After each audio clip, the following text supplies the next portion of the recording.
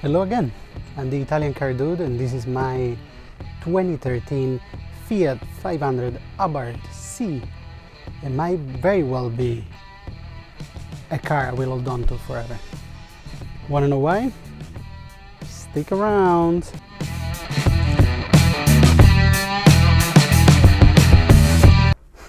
Okay, here we are in the interior of the Fiat 500, 2013 Fiat 500 Abarth C. What is C for? C is for cabriolet. So you have a nice day out, open it all up, the family loves it, the wife loves it, the daughter loves it. The only thing is when you open fully, which is, I want to say, is like somewhat fast, you know, it's in 3 steps. You can leave it like halfway, 3/4 of the way, all the way. When it's all the way down, you can't see very much from the rear view mirror. So I think that's a little bit of a minus, but who cares? You still have more mirrors. In front of me, I see a glove box. Everything is hard plastic, which I'm not a fan of. And the glove box opens and everything else falls out, pretty much. That's how it is. There is not much storage inside. There are cables, auxiliary cable in here. To listen to music is in here. The car has Bluetooth supposedly, but I was never able to make it work. So this is it. You have cables in here, and that's how you do it. Not ideal, not the best feature. Let's close this back. Everything is, again, hard plastic, pretty cheap looking. It's a Fiat 500 after all. Actually, I have to say, I'm very impressed with the cup holders. I think the cup holders are very good. Again, it's hard plastic, not beautiful materials, but this car actually has more cup holders than seats. There's 5 cup holders, and one of them, it's actually pretty big. So if you need to fit in like one of those bottles that everyone has now, it will fit in this car. I've been in many fancy cars, and actually, yeah, it doesn't fit, which is not good, right? And this is a Fiat 500, and somehow they managed to make that happen. The radio is pretty crappy. This particular one, which is my car, the previous owner upgraded the amplifier, so it's a tiny bit better, but I don't particularly listen to it. As a matter of fact, I never listen to it. And when we drive it, you'll see why I don't listen to the radio. Let's move down from the radio to the 3 buttons there in the middle of the dashboard. One is the sport button, which is actually very effective in this car, and I don't even know why it's an option to take it off, because if you get one of those, you want to have it on all the time. The usual hazards in the middle, and somehow Fiat thought it was important to have like defroster, whatever that's called, in the middle of the dashboard, like one of the main thing. I don't know if this car like fogs a lot. I guess in Florida that never happens. We'll find out soon when I'm gonna take this car to North Carolina. Then I'll tell you how useful it is and why it should be in the middle of the dashboard. Up here we can see the lights, pretty straightforward, on and off. Roof, on and off are here, which I always get confused, to be honest, which one opens, which one closed. I always get it wrong. Maybe it's me, maybe it's not Fiat. The gear shifter is in a weird position, or so it looks, until you actually drive the car, and it's pretty comfortable to have it there. It is a little bit long, but that's also what makes it comfortable. So if you want to shorten it up, I'll probably gonna replace this because it's not aging very well. So the shift knob, I'm gonna probably upgrade sometime soon. The AC is just pretty standard. I mean, all those knobs are very old school. There is empty buttons here, which I don't know why you would want to put. I always hate that. And there is this little grill that is actually empty, and at night there is a light right behind that, so that lights it up, and I have no idea what that's for. Maybe maybe a microphone for Bluetooth, I have no idea. But it must have a function, because if not, I don't see why else would you want to do something like that. Moving on to the steering wheel. The steering wheel is one of my favorite features, I gotta say, about this car. Some people say that it's a little big, a little bulky. I think it's nice. And the flat bottom of the steering wheel, it's really wonderful. It makes it feel sporty. As far as the technology on the steering wheel, I would have kept this car without much technology, because none of it really works very well. Again, the Bluetooth phone, it never worked for me. The voice command never worked for me. Maybe it's just this car, but I don't use any of that. Moving on to the dash. So this is a 2013. In 2015, by the way, they updated all those things. They updated the dash, they updated the radio, they put some screens. This to me is still pretty strange and ancient looking. I'm not a big fan on those orange light. I had those orange lighting on my 1998 BMW M3, and it made sense in the 90s. And I still thought it looked like dated in the 90s, but this is a 2013. Really, that's the best you can do. Those graphics look like a Casio calculator I had in the 80s in school. Not a big fan. Another thing I'm not a big fan of, that I love, but it's in the wrong place, is the boost gauge. I'm super happy they put one, but why putting one, and why put it there where no one can see it? Like literally, you can never see it. It's behind the steering wheel, on the left, behind, not just the steering wheel, behind the little lever for the lights, the turn indicators, all of that. You can never look at it. I mean, there is really no way to look at it. It's always covered by something. Why wouldn't you put it like in the middle of the dashboard, on the right, on top right, in the middle? Why don't you put it like in the middle where I want to see it? Because this is a turbo car and we all want to see the boost going up. It's part of what it is for, right? The seats is something in the near future I would love to upgrade, because they aged pretty bad. When I saw this car, I loved the contrast look, or the red leather seat with a black car. I love that look, especially in a sport car. But these seats, they're looking pretty bad right now, and they're not. I mean, they're good seats, but then they're comfortable, but they're not the best looking seats ever. Okay, so far I didn't talk about this car in an amazing way, right? The seats are okay, the interior, whatever. So why is this the car I want to keep? You'll find out right now.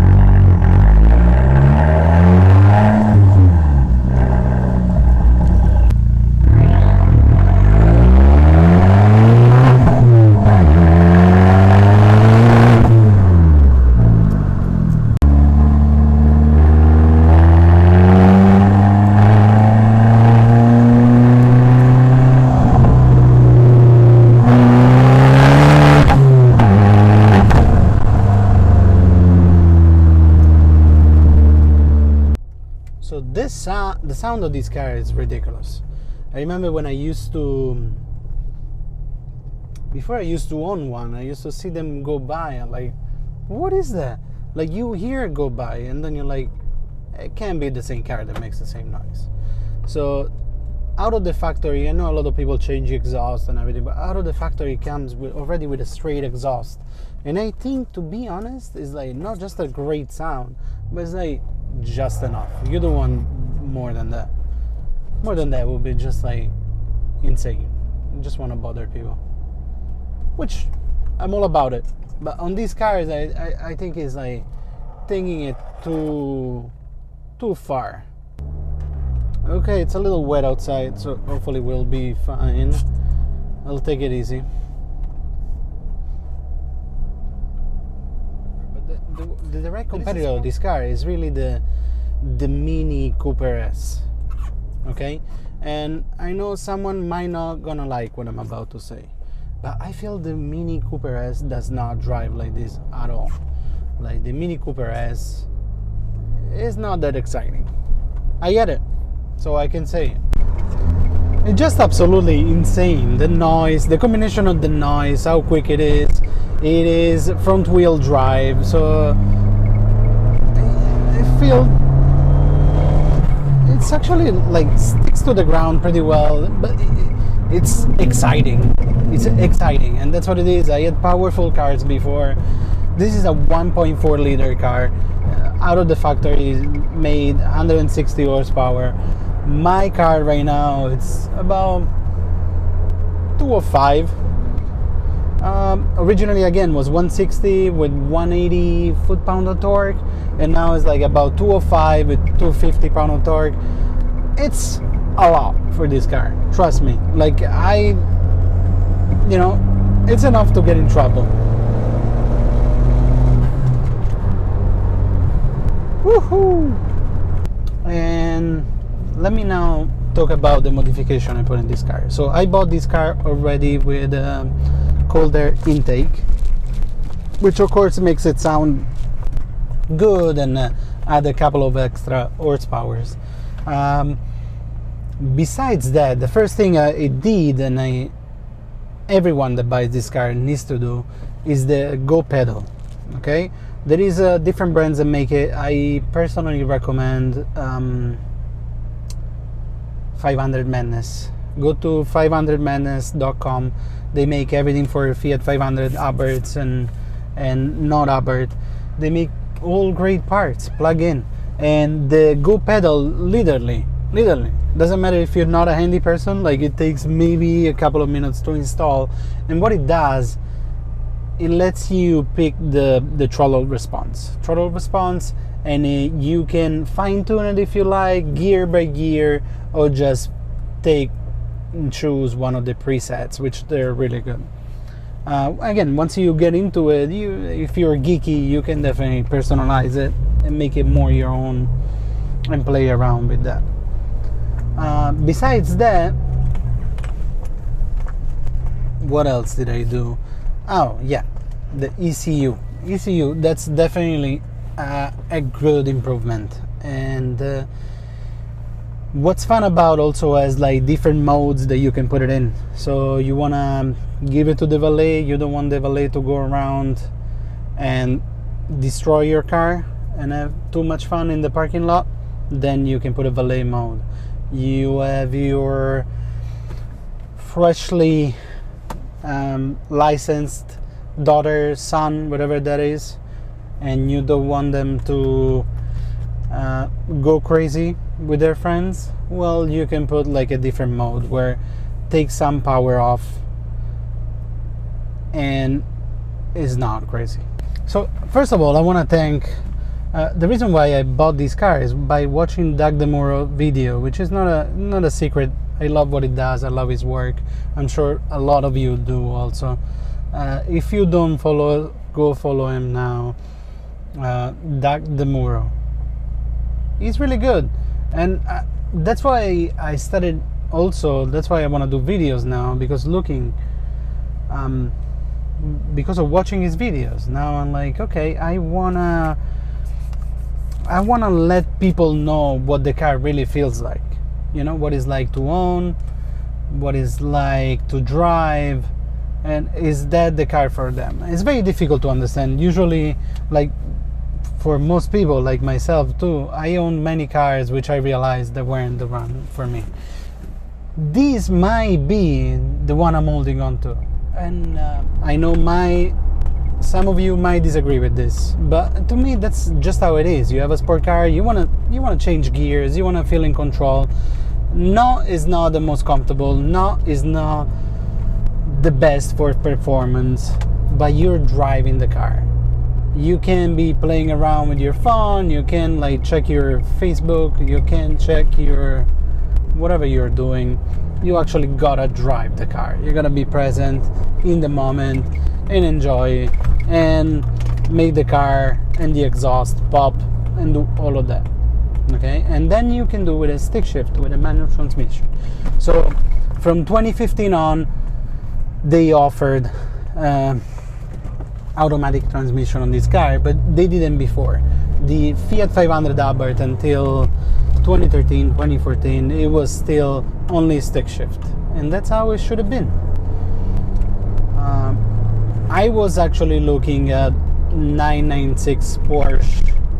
That's what I wanted to get before I got this car, and once I started looking into it, I started looking into IMNs, all those things that if it breaks, your car might explode, cost of ownership, yada yada yada. I mean, it's a wonderful car again, but I also couldn't spend that much money.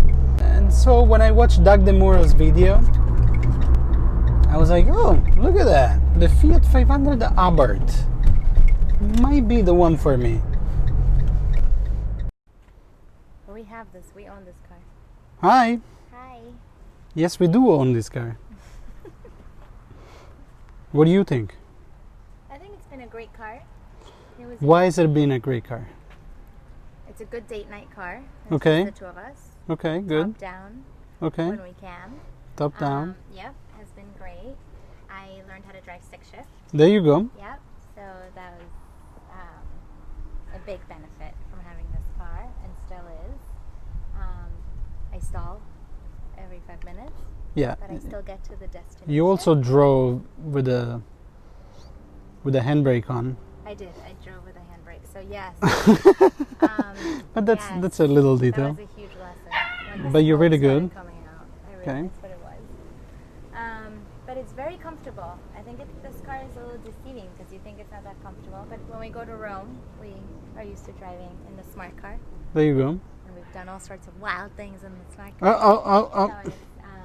So, so yes, right? Doesn't matter. It's been a good Size car. Doesn't matter. Isn't Yeah. it? Do you agree it's been a good car? I agree. It's been a good car. And it's a great car for the money. It's, I don't know how much it costs. $8,000. For sure, a great car. I think it's a keeper. I think this is a good one. It could also be passed down to your child. I think it's a great car. You always say you want Noah to learn how Yeah. to drive in this car. I told her, she wasn't very much into it. She's like, yeah, I want a BMW. And I'm like, that's the reason. okay. Yes, well, that's just Miami for you. That's what she's So I think this is a great car for her, though. And I bet you and her girlies would love it. The top down, the red interior, I think is super fun. It is.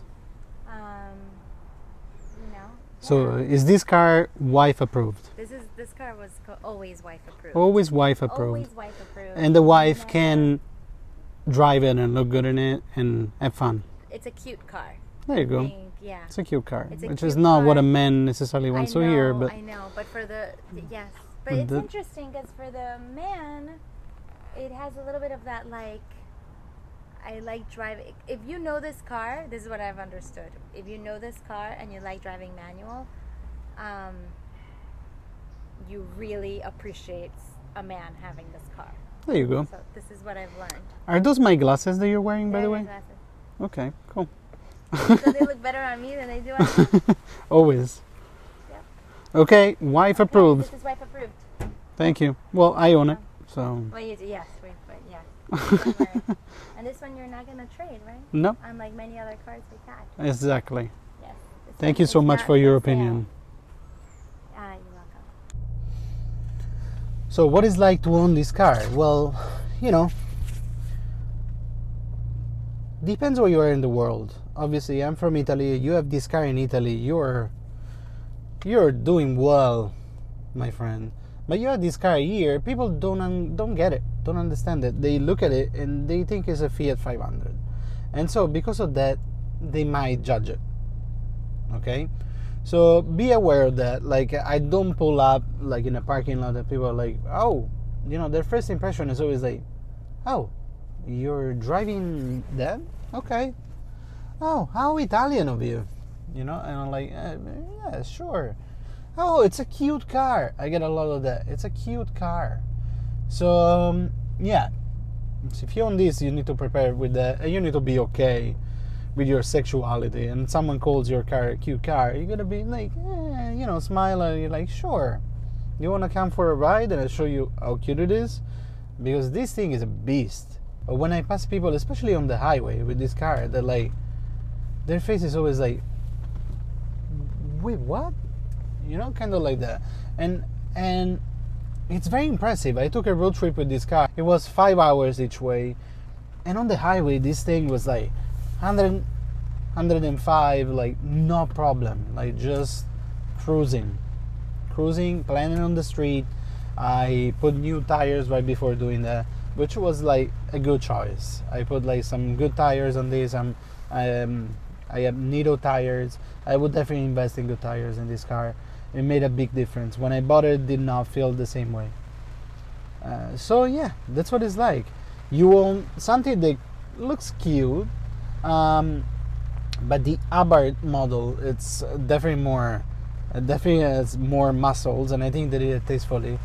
But once people like try it, or they experience it, or they listen to it, they know, they get it. They're like, okay, fine.